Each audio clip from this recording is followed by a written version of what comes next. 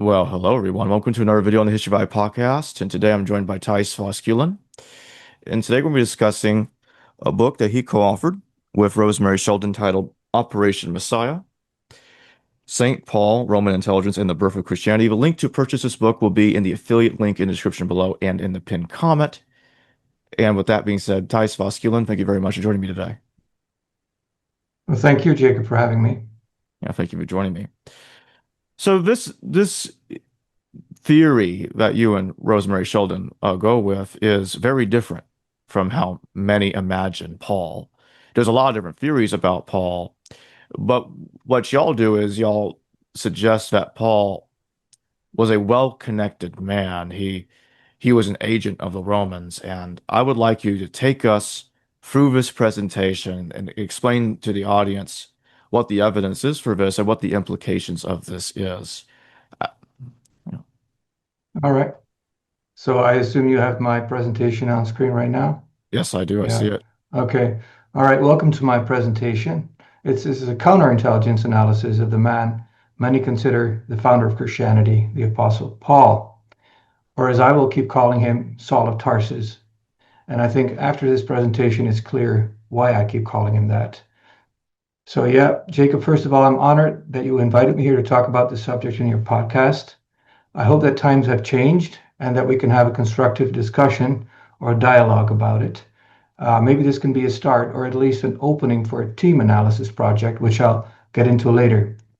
In advance, I thank you for the opportunity. In this presentation, I'll walk you through the following subjects. First, my personal background and how this theory came about. Second, in response to a question you sent beforehand, how was the thesis received? And then a new approach combined with the work we already did in Operation Messiah, which is a security screening of Saul of Tarsus, both at the moment he entered the movement and again 20 years later. I explain why I chose that method shortly. Fourth, I'll cover a few red flags that James Olson, and he's the former head of counterintelligence for the CIA, says to watch for when someone walks in from the enemy camp, claiming they want to work for you or with you. He outlines these in the book To Catch a Spy. Fifth, I'll show some patterns in Saul's life that are especially relevant from a counterintelligence perspective, set against the larger backdrop of the conflict between Romans and Jews. And finally, I'll introduce a method that was suggested to me for this case, which is called the Analysis of Competing Hypotheses, or ACH. I'm not sure if you're familiar with it, but it's a structured method for intelligence analysis developed at the CIA. It's designed for exactly this kind of situation where sources are limited, fragmentary, and possibly unreliable. I'm going to invite people to join this investigation and give their input on a website I've launched especially for that purpose. More on that later. The final section will cover the results of these methods and what they mean. Before we dive into this material, I'll briefly introduce myself and share a bit of my background. First, some of the questions you sent me beforehand. What's your personal relationship to Christianity and what's your theory exactly? Well, I was a Christian when I first thought of the idea that the Apostle Paul was not who he claimed to be, that he was really still persecutor Saul of Tarsus, only using another name and other tactics to fight the original Jesus movement. In fact, I'd once gone through something of a conversion myself, and I have much to thank Christianity for. So this idea did not come from frustration, and it certainly was not an attack. For me, it started as fiction, a typo, really. I was writing about a friend, a childhood friend named Paul, but I accidentally typed Saul. So later I thought, what if Saul of Tarsus never really changed? What if he never became Paul? I realized that the name Saul or Paul could refer to the same person. This was a fiction idea, but it stayed in my head, and I wanted it to be possible for Saul of Tarsus before I explored the story further, even as a fiction story. So I ran the idea by a Paul scholar, and he said to me, this is new, and it is possible that Saul of Tarsus never really became Paul, but that he was lying about it, basically. So I thought maybe this is not just fiction, I could do more with this. I ended up writing my master thesis on it for my history studies, and the thesis was called The Perfect Spy, and it was later published in Holland and Belgium as Alias Paulus. You can see the gray book. It was supervised by Professors Frank Ankersmit and Jan Bremmer at the University of Groningen in the Netherlands. And I approached it more or less like a criminal case. You build a theory, you investigate, you can become convinced of somebody's guilt, but you're always looking for reasons you may be wrong. But in this case, that never happened. The deeper I looked into the possibility that I started out with, the idea that he was still Saul, acting like Paul, the more likely it seemed that Saul was a Roman agent indeed. The thesis also included a screenplay for a movie, which was actually the first thing I ever wrote about the idea. You can get the thesis on the website that I'm going to put up too. That thesis became an article, Operation Messiah, published in Small Wars and Insurgencies. And later I wrote a book by the same name, the book that you already referred to, with Colonel Rosemary Sheldon of the Virginia Military Institute. I had contacted her because she was an expert on espionage and covert warfare in the ancient world. And she agreed the Roman agent hypothesis was the best fit. Since then, I've completed a Master in Criminal Investigation or Detective School for the Dutch police. I've studied some deception detection, and I've worked more recently on a new analysis of Saul of Tarsus using modern counterintelligence tools. And here's where it gets interesting. One of your questions was, how do you recognize a secret spy? And that question made me look for current open source intelligence guides, like materials I hadn't used in earlier publications.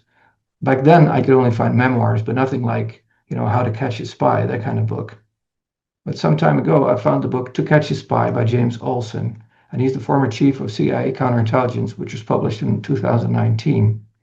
And there it was, a cold stare checklist, a list of things that are typical for a false defector or double agent, the kind of list or method I'd really been looking for all along. Olson's red flags are not about one type of possible defector in particular. They fit all kinds, left-wing, right-wing, religious, secular. They're all judged by the same standards. And when you apply the checklist to Saul, it gets very interesting. I'll walk you through it later. And a few years ago, Guillaume de Valk, he's a university teacher in intelligence analysis techniques, recommended I use the ACH method for the subject matter. That was, as I said, developed by the CIA for intelligence situations with partial, unreliable, or conflicting sources, which are the type of sources we have on Paul. I'll explain that method later too and the results, and they too are pretty interesting, I think. First, I want to make something clear because I know how this comes across. You have a totally different viewpoint on everything that's been said about Paul before. But suspicion of Saul, which I call him, it's not fringe. And this is not a conspiracy theory in the usual sense. It's actually very simple. It assumes Saul never changed.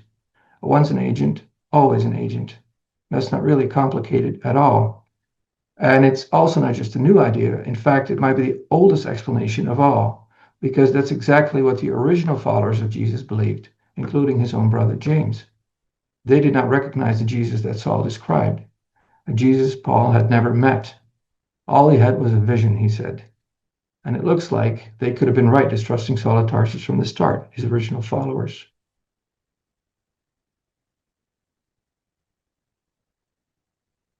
Now, I realize that may sound like an unusual combination, Christianity and counterintelligence. But in fact, it may be the most down-to-earth lens we've ever applied to the story. Because what happens when we look at Saul of Tarsus, not as a saint or a theologian, but as a subject in a security investigation? What if we assess him the way intelligence services evaluate defectors, infiltrators, or possible double agents? That's the approach I've taken now, the one Colonel Sheldon and I laid the groundwork for in our book Operation Messiah. Because Saul was, at the start, a law enforcement officer, a man working for the authorities. And then supposedly he joined the enemy.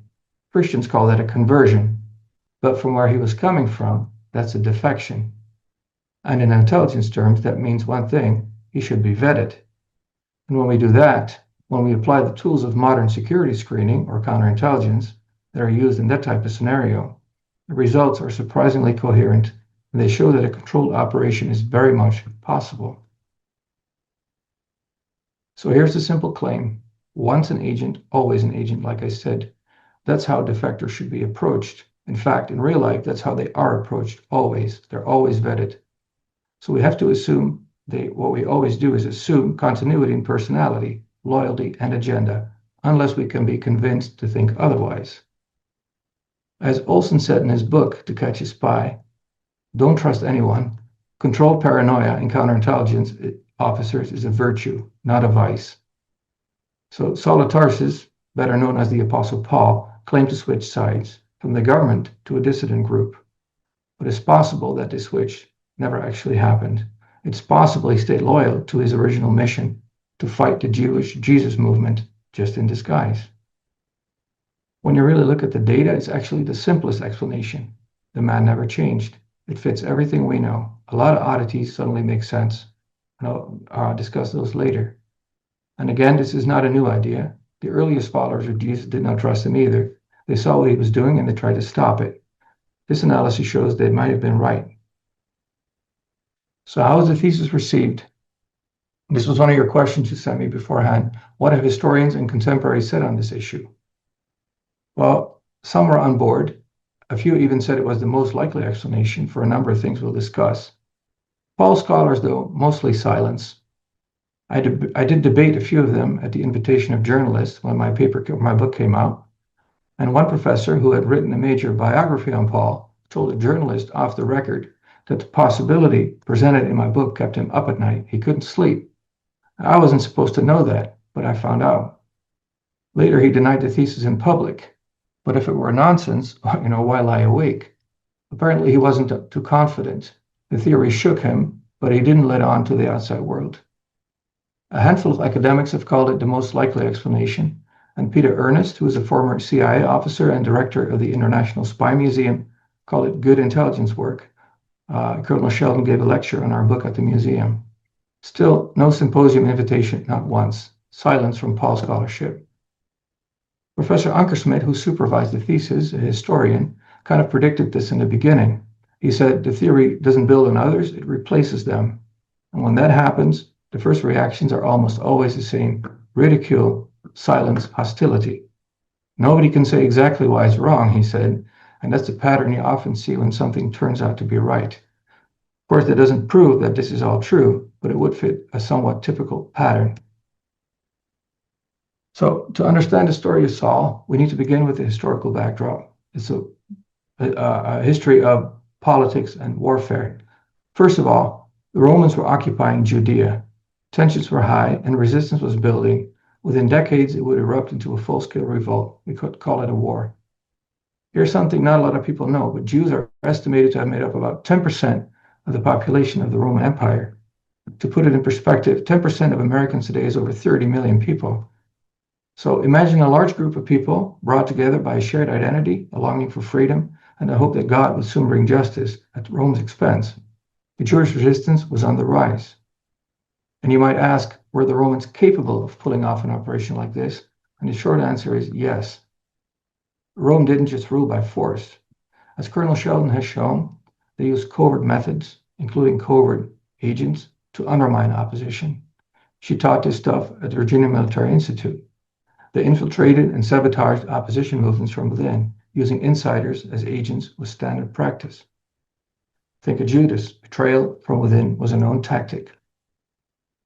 Jesus was not executed for blasphemy. He was eliminated as a political threat. That's how he was perceived. And Saul started as a persecutor of the remaining Jesus movement, which was still considered a threat after all. He was persecuting them with official backing, before suddenly switching sides. And the only sources we have for that shift is the book of Acts, written decades after Saul's life, and 7 surviving letters attributed to him. That's the puzzle we're working with. It's not a grand situation. It's not rocket science. It's one book of Acts, 7 letters, and as I like to say, a bunch of guys on horses.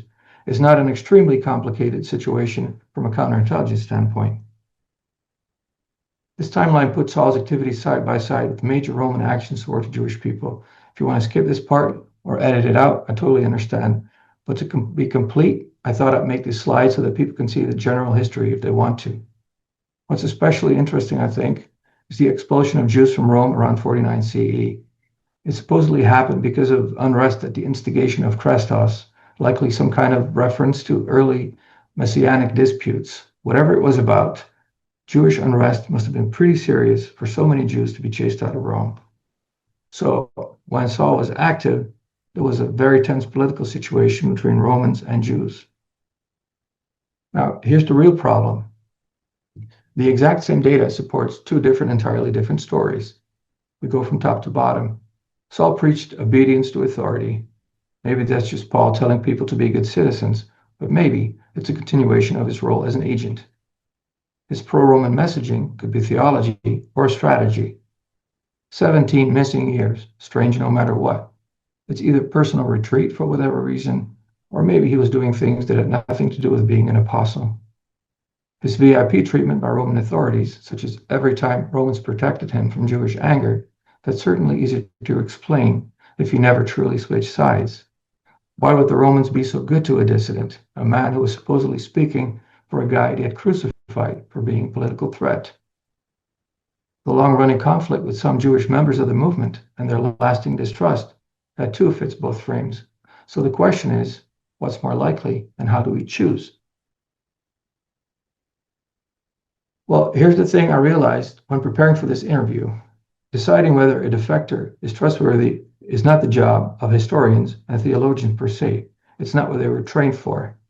So we should not be asking their opinion only on the subject. I understand the knee-jerk response, and for a long time, I didn't have a better alternative, but now I think I do. Because deciding whether or not a defector is trustworthy that belongs to a specific profession sounds silly, but I only realized that during the preparation for this podcast.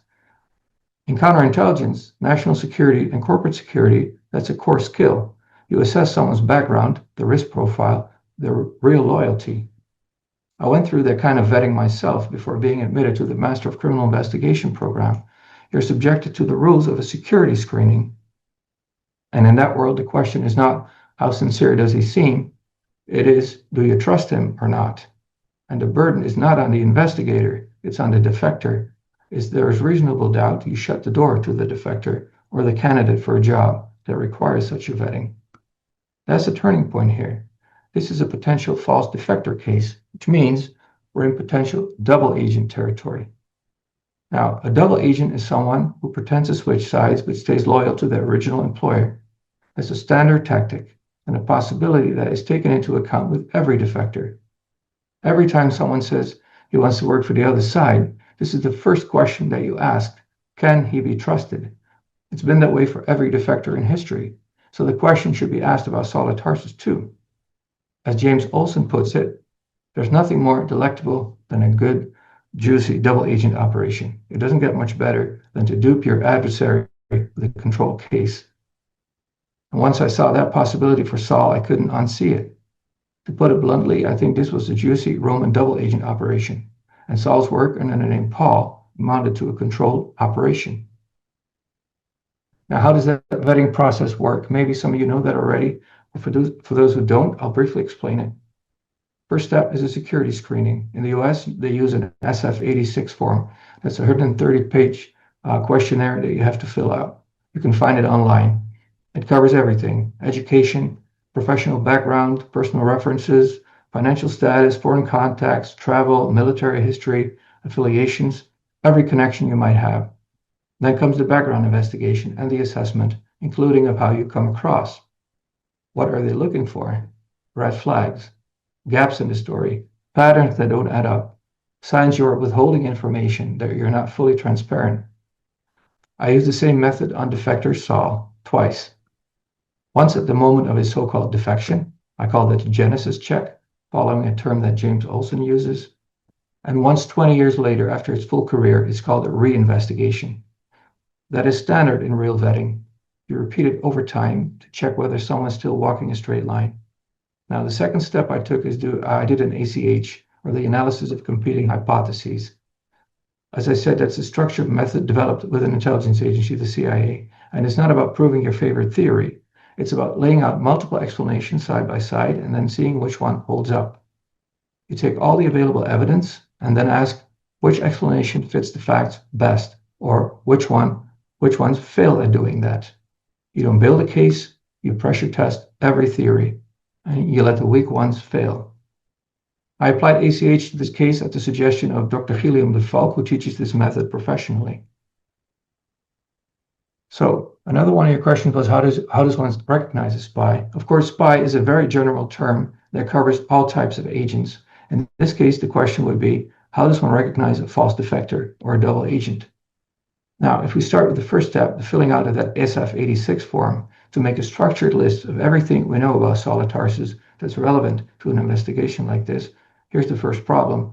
We know almost nothing about him. No dates, no relatives, nothing certain about where he went to school, no friends, acquaintances, former colleagues, no track record at work, not one address, not even a physical description. So you cannot fill out 1% of the form. By today's standards, that alone would disqualify him.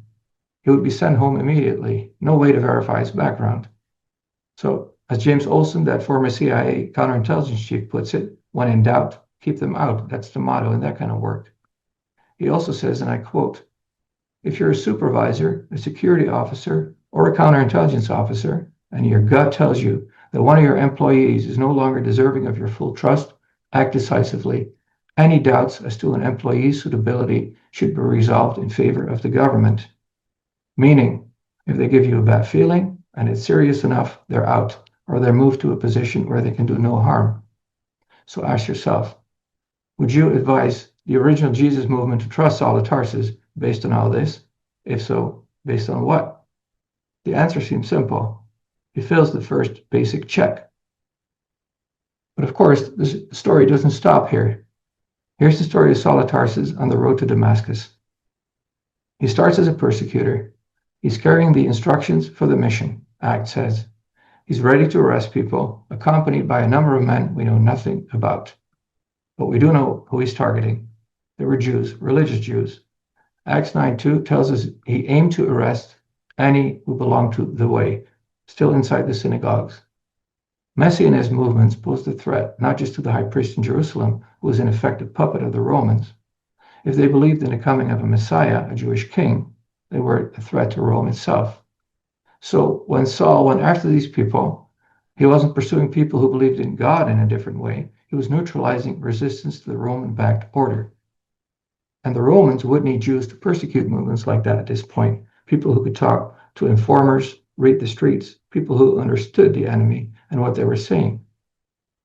And there were Jews cooperating with the Romans, such as the high priest and his personnel. And Saul may have been one of them, or if he was indeed a Roman citizen, he could have been a man the Romans had inside the high priest ranks.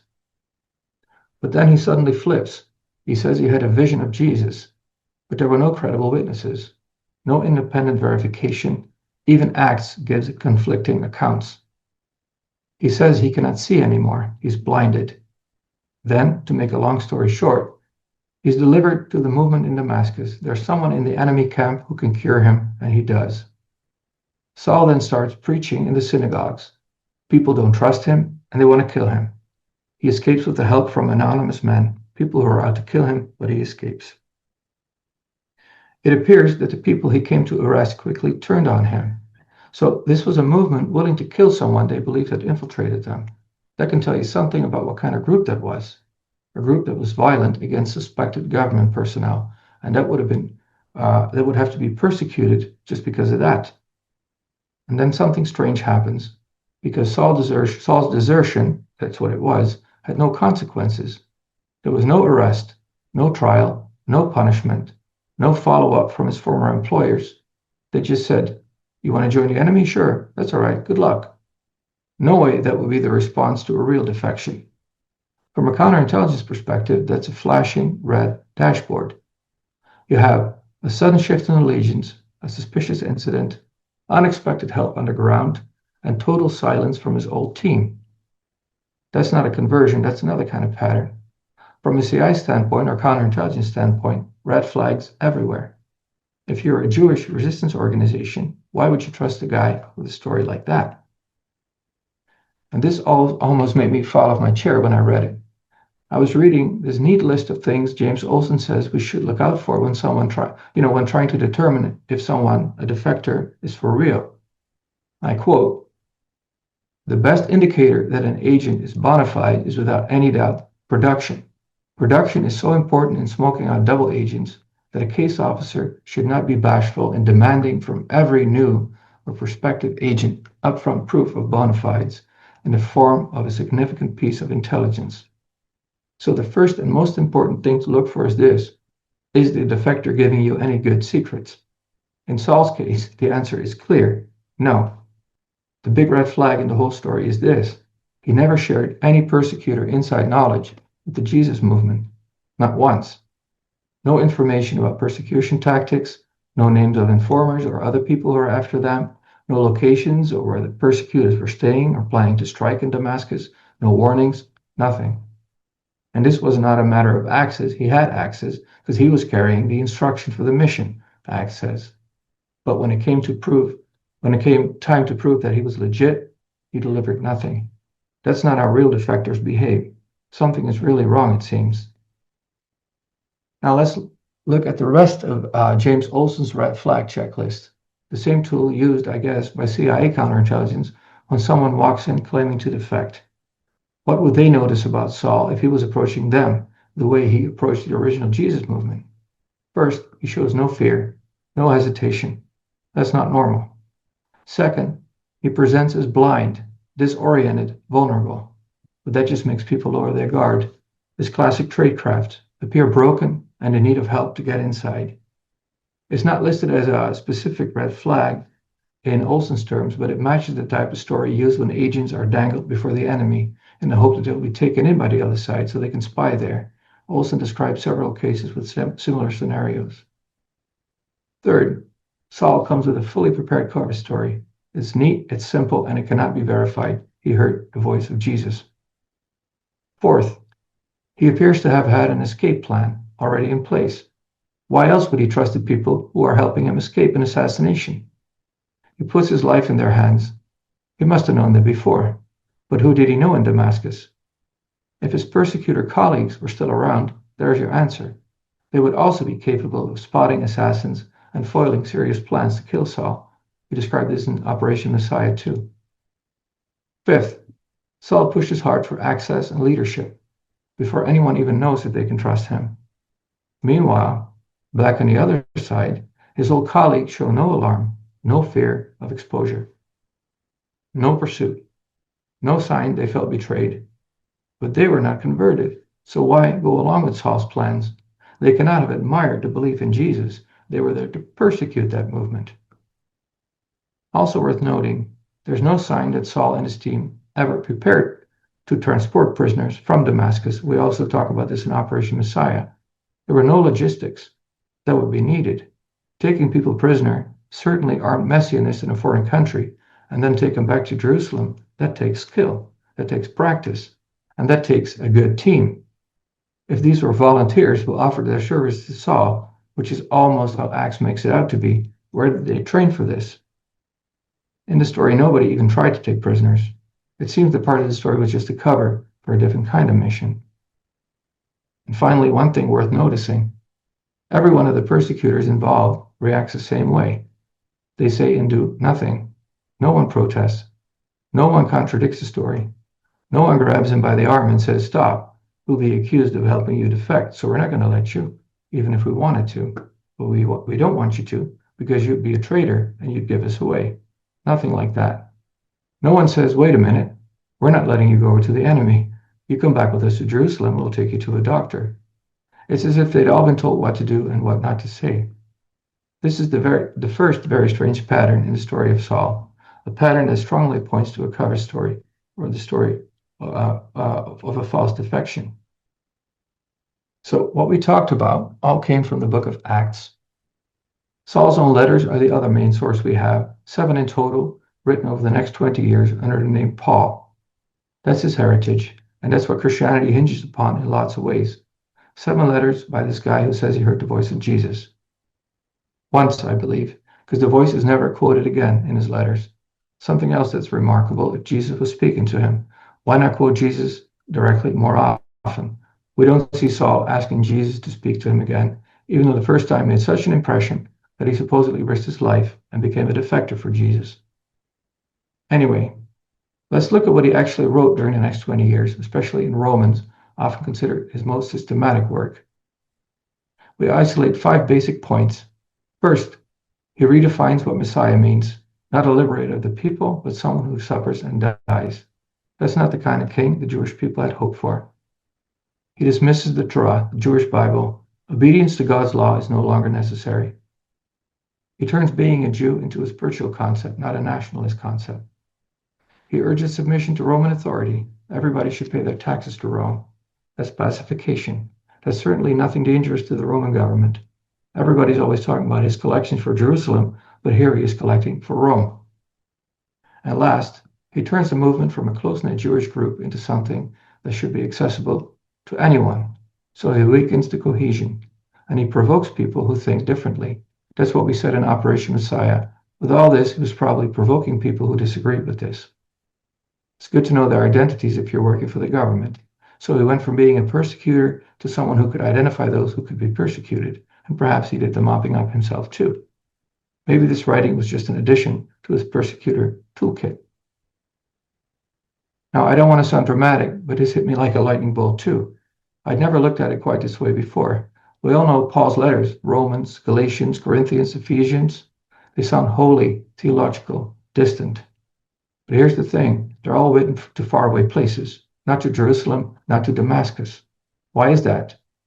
Damascus is where his conversion happened. That's where it all began. And yet no letter to Damascus, no thanks, no follow-up, no support. Nothing like you tried to kill me back then, but I forgive you. I'm for real now. I'd like to come back and prove it and talk faith because you're still my brothers. Nope. It's like he never looked back. So here's the thought experiment, something real analysts do all the time. Take what someone said later and apply it back to the beginning. Imagine Paul saying this on day one to the very people he just persecuted. Obey the authorities, be thankful the Messiah was killed, stop acting Jewish, and if you're persecuted again, bless your persecutors. Greetings, your persecutor. That would not be theology. It would be a slap in the face, a provocation, a psychological operation. And yet, those are the ideas he went on to preach for the next 20 years. And we call it the work of an apostle. So now we come to the reinvestigation, the second screening. We're not asking if Saul started out sincere. We're asking if he stayed on a straight line, or at least started walking a somewhat straighter one. Because in a world of intelligence and security, this kind of scrutiny is normal. It's not paranoia, it's procedure. You don't just get vetted once, you get reinvestigated, especially in sensitive roles. So let's run the check on Saul. Plenty of time has passed, plenty of evidence to go on. And what do we see? First of all, he's never indicted, never prosecuted, despite being loud, visible, and divisive, a deserter at that, despite causing havoc in multiple communities. And yet, he continues receiving VIP treatment from Roman officials again and again. And then there's Romans 13, obey the authorities, for they are God's servants. That's not theology, that's a government agent speaking. The authorities he was talking about do not even believe in that God. He also undermines rival leaders in the movement, the ones connected to the original Jesus. He questions their authority, sometimes openly. And the effect, division and confusion. He fractures the movement and it breaks from the inside. He reshapes the message too. He expands it beyond Jewish identity and makes it less revolutionary in political terms. Then there's the money. He says he's collecting funds for Jerusalem. He talks about it at length. God loves a cheerful giver, he says. But after all that, he never delivers the money.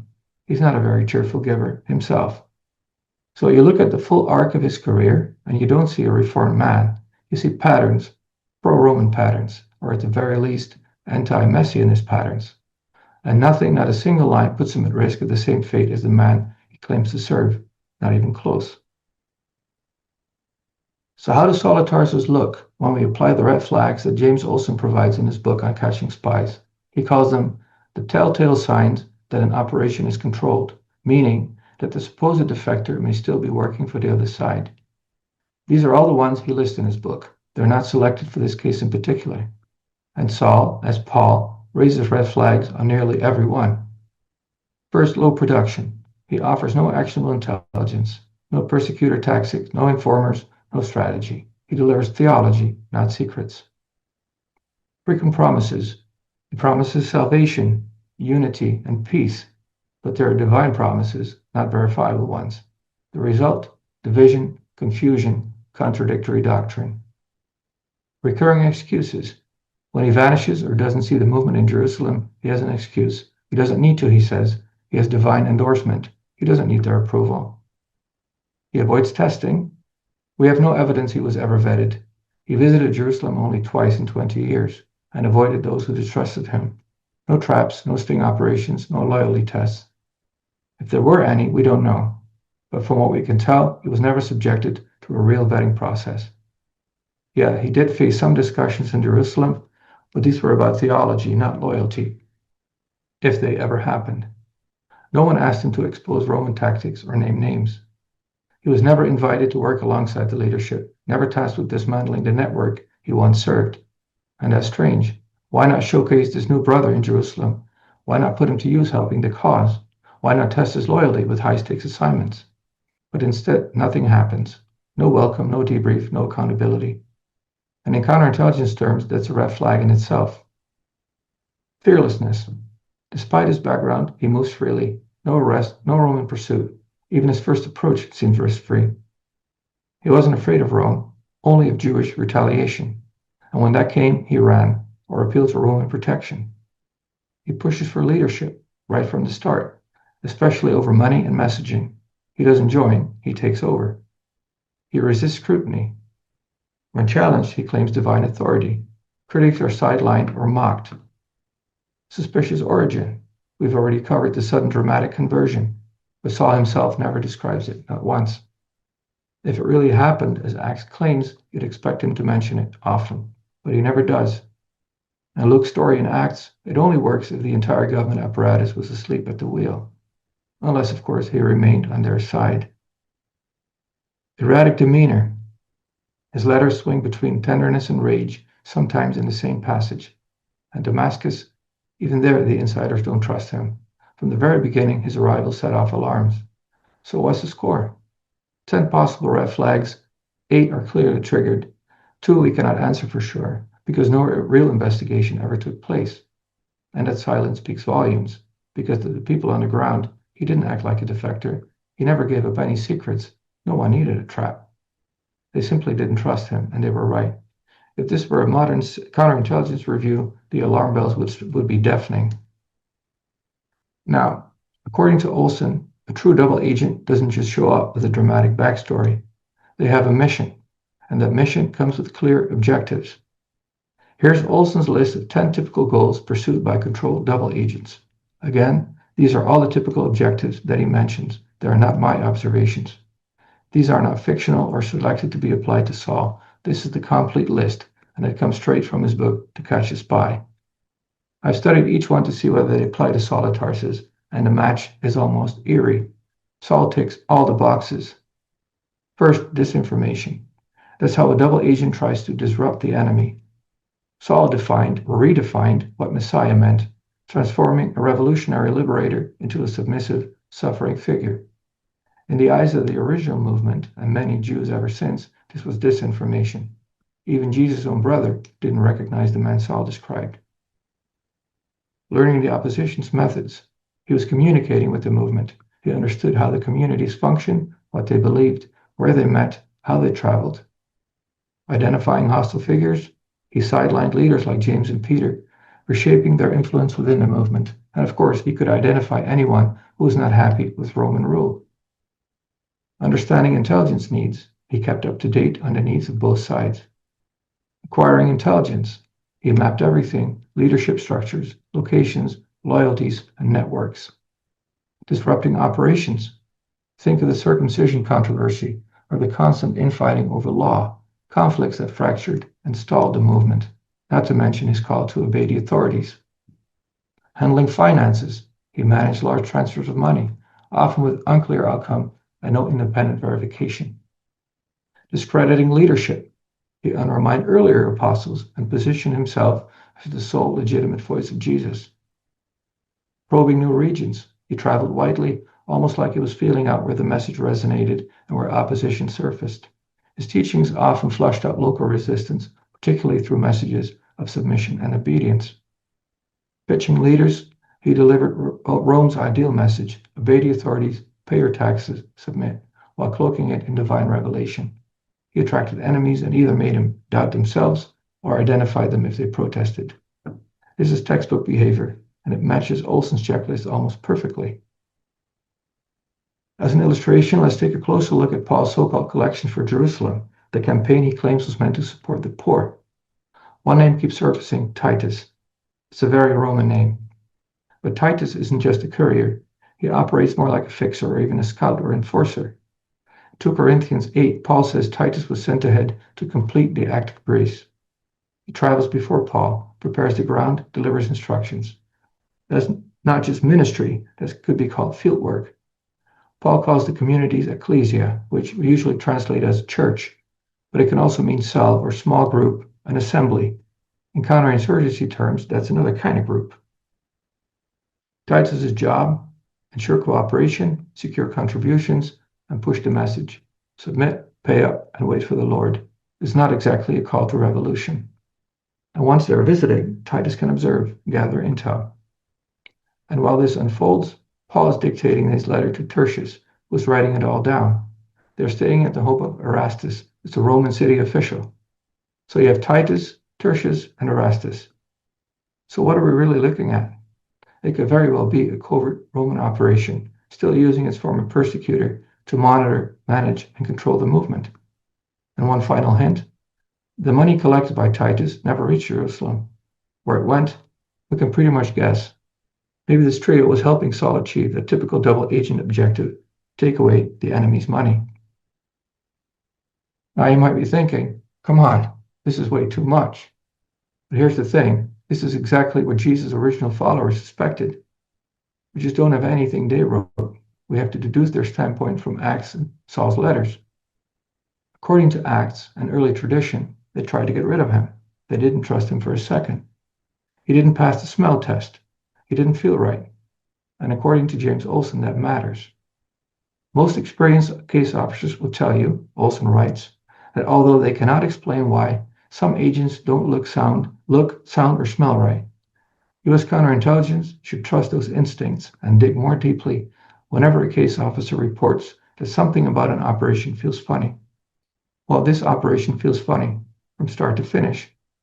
It's hard to make the possibility more obvious, short of Saul shouting, "Hail to the Caesar and death to the enemies of Rome," on his way to Rome. So why haven't we taken the judgment of the original Jesus movement, including Jesus' own brother, more seriously? Excuse me. If they thought he was dangerous, shouldn't we at least consider the possibility that they were right? Now we come to the final 2 sections of this presentation. It's called Patterns and ACH. Every counterintelligence expert says the same thing. You can read the books I showed you or find other sources. They all say the same thing. Pattern is everything. You don't chase hard proof of a single incident, not unless you catch the suspect in the act or he confesses outright. Instead, you look for patterns. That's how deception reveals itself. That's what sets you on a trail. Counterintelligence work is about stripping away the surface, like layers of paint, as William R. Johnson puts it in his book on counterintelligence, until the original canvas shows through, and maybe even the hand that painted over it. And Saul's story, it's all layered paint. And once you start peeling it back, the same patterns appear over and over again. And once you see them, you cannot unsee them. To understand Saul's possible role, we need to ask a basic counterintelligence question. What did Rome want? What were their strategic goals in Judea? Next, we will talk about policy and then what actions and agents would take to achieve the goals of the government. I'll combine them all in one slide in a little bit. But we start with strategy. This is based on my personal knowledge as a historian about what any occupation force would want to achieve in occupied territory, applied to the Roman occupation of Judea. It's not hard to make a list. I will mention 4 things. First, neutralize radical messianism, not religion in general, but anything that looked like a revolution, a rival king, a messiah. Second, divide and conquer, break Jewish unity and prevent serious resistance from forming. Third, promote obedience, get people to comply, ideally with words, not with force, because force leads to backlash. And fourth, shift loyalty, not just to Rome, but to a tamer, safer version of the faith. Now, if someone's message ends up achieving these exact goals, shouldn't we ask why, especially if that person is a trained agent? What would the goals be for an agent set into a movement like this? So we go from strategy to policy. First, encourage submission to the authorities. Make obedience feel righteous. Make it sound like God's will. Second, break up the target group. Create rivalries, sow doubt. The fragmented movement is a harmless one. Divide and conquer, the oldest trick in the book. Third, neutralize the radicals. Push the sharpest voices to the margins. Soften their message. Get them to wait or give up. Fourth, redirect the money. Extract it. Make sure it never funds real resistance. And fifth, gather intelligence. Who's leading? Who's loyal? What's coming next? The kind of information that stops revolts before they start. These are not just vague ideas, they're tactical goals. And if you see them happening, you have to ask, who benefited? And was it just coincidence, or was it the work of a law enforcement officer doing his job? Now let's zoom in on a tactical level. What do we actually see Saul doing on the ground? First, he travels along Roman administrative roads, not through the hills or countryside like Jesus, but on roads used by officials and the military. Second, he builds tight-knit communities, later called churches, but seen through this lens, they look like something else entirely. He never built one, never led a service as far as we know. They look less like houses of worship and more like cells. And he's not alone. He has helpers like Titus, Gaius, members of Caesar's household. They go ahead of him. They gather intel, prep the ground, and shape the message. At one point, someone named Tertius, as we talked about, writes down his words, a letter urging obedience to Roman authorities and the payment of taxes, while they're staying with Erastus, a Roman city treasurer. So a Roman official is literally hosting this message that people must pay taxes to Rome. Once again, he's collecting for Rome, not for Jerusalem. At some point, you have to ask, what more do you need? Do you need a picture of him in an I Love Rome t-shirt? He stirs unrest and then evades punishment by saying, I'm a Roman citizen, I appeal to Caesar. And off he goes, straight to safety. He pulls authority away from the original messianic leadership. He mocks their standing. He opens the movement to outsiders and calls for obedience, not to the God of Israel, but to Rome. These are not accidents, they're tactical choices, and they align perfectly with the behavior of someone running a long-term operation. So here we pull it all together into one layered structure. This strategic, policy, and tactical. At the top, you have strategy, the what. You can see it on your screen. We've already covered it. In the middle, you have policy, the how the goals are pursued step by step. And at the base, tactical, the what he actually does, where Saul's real-world behavior comes in. Put it all together, and this is not random. It's a playbook. And it aligns uncannily well with the known goals of Roman counterinsurgency. I don't think we can make this diagram for James or Peter. And we see that even in the humor that he uses in his letters, the pattern holds. On this sheet, I collected some examples of where I see the humor. These are all quotes from Saul himself, from the accounts that frame him. Here he is, swearing he's not lying, not once but twice. My conscience confirms it by the Holy Spirit. I assure you before God, this is no lie. That's not normal language for someone who's trusted. Next to humor, we also see theatrics, blinding lights, heavenly voices, earthquakes that conveniently open prison doors. It's a script of someone trying very hard to sound chosen or to control the narrative with a touch of mockery. And just when you think it's all holy fire and visions, the tone shifts. Now it's about tax compliance, obedience to Rome, and the idea that authority is divine. Even when that authority does not believe in the God of Israel, he doesn't just submit, he teaches others to. Pay your taxes, obey the government, it's God's will. Then there's the cast of characters, readings from Roman officials, hosted by a Roman city treasurer, claim ties to Caesar's own household. So you ask yourself, what movement hostile to Rome is built like this? And right in the middle of it all, bless those who persecute you. I mean, if you were writing a parody of a double agent laundering trust into a resistance movement, it will be difficult to top this. Now let's take a step back. If we want to see whether Saul truly changed sides or only pretended to, we need a method that strips away bias and emotion. The CIA developed exactly that. It's called the Analysis of Competing Hypotheses, or ACH. And this is designed for cases with ambiguous, politicized, or incomplete information. I think you would agree that this is one of those cases. This method answers the question, or helps you answer the question, which theory is least contradicted by the evidence? So that's what I used, following the advice of a university teacher and one of my mentors who teaches this type of analysis. We begin with stating the possible hypotheses for this case, which at this moment are H1, so hypothesis 1, sincere conversion. H2, Roman agent, and that means false defection, the working theory. H3, continued loyalty to the high priest, and H4, possible psychological instability. In this table, we combine the four hypotheses with the evidence. Each row lists a single piece of evidence with its source clearly named. This evidence can also include the absence of something you would normally expect to see in the sources, for example, an accusation of desertion if an agent did what Saul did. Each piece of evidence is evaluated under each hypothesis with a simple label: C for consistent with the hypothesis, I for inconsistent, and N for neutral. In addition to that, there are two ratings. R stands for reliability, which A is the highest, meaning the source is strong.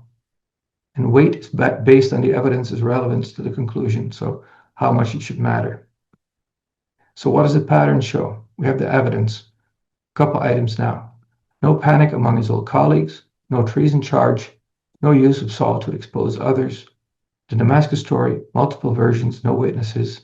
His escape, implausible, and then 3 years of silence, followed by 14 more.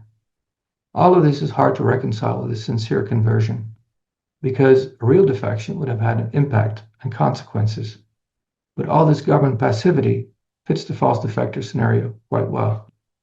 That's what ACH does. It reveals when an explanation quietly fails, quietly holds. You just don't count what's there, you notice what's missing, and you're forced to confront what each piece of evidence means for every hypothesis. I verified this matrix both with an AI assistant and with Dr. Guillaume de Valk, who teaches this professionally. Both confirmed the method was applied correctly. Of course, you could always add hypotheses or bring in more elements if you want to, but the situation is not that complicated. Like I said, one story, 7 letters, and a bunch of guys on horses. There's a real danger of over-analysis or of making it look more complicated than it is. And this is only the beginning. I want to emphasize that this kind of analysis works best as a team effort. And in my experience, that's exactly what's been missing from this debate. Most discussions about Paul's sincerity are one-on-one, at a distance, scholar against scholar, theory against theory. And in my view, that's not the way forward. There's been no joint investigation, no structured team effort like any serious agency or organization would conduct if they truly wanted the best result. I think that's what we need here. And that's why I'm very grateful to be speaking with you, Jacob, on this podcast. Because it would be great if we could gather a few people with different backgrounds and perspectives, and run this process properly, starting from different viewpoints. We could do that under the guidance of an independent facilitator, someone trained in managing analytical discussions. And I've already found someone with a lot of experience who's willing to do that. Ideally, we'd also include a designated devil's advocate like the method recommends. And then we can work forward, toward a shared verdict, one that could stand up to scrutiny from all sides. Dissenting views would not be a problem, they'd be part of the strength of the outcome. The full matrix, based on Operation Messiah alone, is going to be available at my website, operationmessiah.com, for anyone who wants to explore it right now. I'll continue adding on to it, for example, with observations drawn from James Olson work and the input others will give, hopefully. But the ACH, as published on the site, already includes the most important evidence from the book that Colonel Sheldon and I wrote, Operation Messiah. So what does the method actually tell us right now? Based on the available evidence, just the material already presented in the book, here's how the hypotheses ranked. First place, Saul was a Roman agent. This hypothesis came out on top. It has the most explanatory power. The access, the protection, the behavioral patterns, the message. It all aligns. The pattern fits. For what it's worth, AI agrees, and the AI is quite good at detecting patterns. I think it can help with this kind of analysis as an assistant. It has no emotional investment in the outcome. Second hypothesis, psychological issues, mania, delusion, trauma, or bipolar disorder. These things have all been said about Paul. That could explain some odd behavior, but it doesn't account for the consistent pro-Roman alignment or the long-term strategic effect of his actions. A Roman psychologist who contacted me a few years ago agreed with the Roman agent theory. He thought Paul might be a narcissist, but not mentally ill in a way that explains his entire career arc. Third, continued work for the high priest. That fits the paperwork from Damascus, but it falls apart when you look at the reach, the scale, and the Roman protection Saul received. The high priest did not have that kind of international influence or even that kind of agenda. And frankly, I doubt the high priest would support an operation where the agent ends up mocking Jewish law the way Saul did. Unless we have the traditional view, Saul is a sincere convert transformed by divine vision. This was the least consistent with the evidence. That might be surprising, but this is not a theological conclusion. It's a pattern matching exercise. And in a way, it simply confirms what the original followers of Jesus already sensed. They didn't trust him either. So when you apply counterintelligence logic, when you look for patterns, the conversion story just doesn't hold. Maybe the outcome is uncomfortable given the mainstream narrative, but counterintelligence is not about comfort. It's about facing reality, so to speak. Again, this is not about theology. It's a counterintelligence perspective. And if that's not your lens, it's okay to stop here. I was still a Christian when I first stumbled upon this possibility. So it doesn't come from anger or mockery or rejection at all. It started as a question, a strange moment when I realized I could not look at the image the same way anymore. I realized I've probably been fooled for a while, and I probably still don't see everything. There's more going on here than I can grasp, I'm sure of it.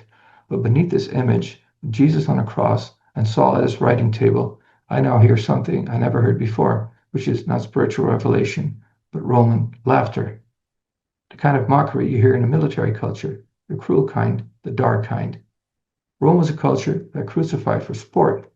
They crowned a condemned man with thorns and called it a coronation. The gospel described that mockery, but here's the part we may have missed. What if Saul of Tarsus took to the same Roman humor and turned it into some kind of quasi-theology? What if his letters didn't begin in reverence but in irony? Someone with his background, educated, brilliant, ruthless, connected, he could have written text that mimicked belief and passed as authentic. Modern intelligence services do that. They infiltrate movements by copying the language and ideology. We call it influencing or foreign entity influencing. You hear a lot about it today. Online manipulation, disinformation. Maybe Saul did the same thing, not with a phone or a platform, but with letters. Messianism with a twist. Your Messiah is dead, be thankful for it, and obey Rome. And somehow it caught on. That would explain the contradictions, the odd tone, and the mockery beneath the surface. James Olson says we humans tend to believe what we want to believe. We see what we want to see, and deception thrives on that. So ask yourself, what if Saul never changed? What if he stayed the same man, only now with a pen instead of a warrant or a sword? The crucified Messiah as a psychological weapon against Jewish resistance, and his letters a parody. I raised these concerns years ago, first in my thesis, The Perfect Spy, and then in Operation Messiah, in Small Wars and Insurgencies, and we repeated them in the book. In the beginning, I reached out to a Jewish organization. I remember that very clearly. I asked if they'd ever seen the crucified Messiah as Roman mockery of their faith, and they told me, we don't read the New Testament, that's not our story. And I understood. For many Jews, the crucified Messiah was a contradiction in terms. They never accepted it, and most were not even curious about how Paul tried to justify it. Some did believe it, and more maybe than Saul ever expected. And once it spread, once the story took hold, maybe even he was surprised by its power. So here's the final question. Did I just show you a baseless pattern, or did Saul know exactly what he was doing? Are we trying to see hard an agent in all of this? Or if you disagree, are you trying too hard to see an apostle? Because from my perspective, to dismiss this theory, you'd have to ignore some common sense. When patterns line up this consistently, it usually signals intent. Because all these elements, these alignments, cross strategy, behavior, policy, writing, even language, that cannot just be a coincidence. The way he checks every box on James Olson's list in To Catch a Spy. By any normal logic, this should not be possible. Not this many patterns, not this much structure, not across this many levels. And yet it all fits. Saul of Tarsus had the means, the motive, and the opportunity. I remember my professor Frank Ankerschmidt saying that at the beginning, because he was convinced too. Even Paul scholars call him a trickster. They ask, If you were the original Jesus movement, would you have trusted him? I read that in a book. They call him a genius, a chameleon, slippery, brilliant, creative. Well, he didn't suddenly become all those things after his conversion. He must have already been like that as a persecutor. And that's the part I think many people missed. He never changed. He was a skilled, driven operative who also happened to enjoy writing and experimenting with religious ideas. A well-educated law enforcement officer. That may not seem unusual today, but based on Acts, I think we put too simple a frame around Saul's early role.